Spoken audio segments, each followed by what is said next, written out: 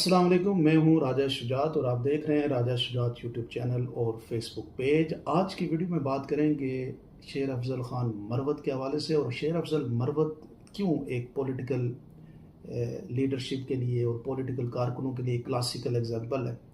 मैं ये समझता हूँ कि शेर अफजल मरवत जो हैं, देखें उनका एक जो रोल है वो पीटीआई के कारकुन की हैसियत से, जब पीटीआई शदीद मुश्किलात में थी तो वो काबिल तारीफ़ काबिल तहसीन रोल था।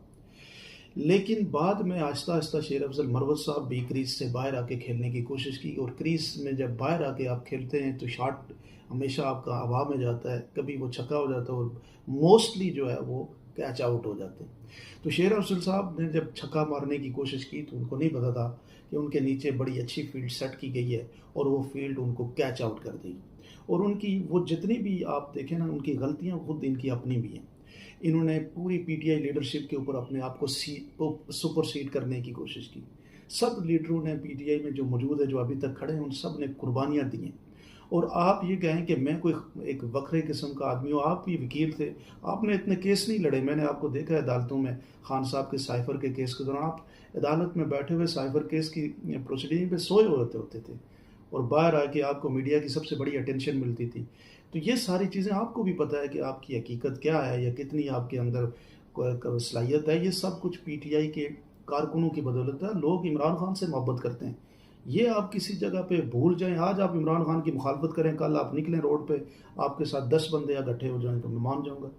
लेकिन जब आपने ये सारा कुछ किया, पीटीआई लीडरशिप को सुपरसीड करने की कोशिश की, इवन के पीटीआई के कारकुनों को आपस में लड़ाने की कोशिश की, इवन के पाकिस्तान तहरीक इंसाफ को एज अ जमात उसको नुकसान पहुंचाने की जो पब्लिक आपने स्टांस लिए, जिससे पीटीआई का नुकसान हुआ या पार्टी का नुकसान हुआ, तो ये आप जब करेंगे तो मदर पिदर आज़ादी शेर अफजल साहब नहीं मिलती। आप खुद देख लें, आप एनालाइज करेंगे, आपको इस चीज़ की समझ आ जाएगी। आप जितने बड़ी सियासी कारकुन हो, आप उमर अयूब से आगे नहीं बढ़ सकते, क्योंकि उसने इस पार्टी में ज़्यादा टाइम गुजारा। इसी तरह आप केपीके के अंदर अली अमीन गंडापुर से आगे नहीं बढ़ सकते, या फिर वहाँ पे आतिफ खान हैं, बाकी लोग हैं।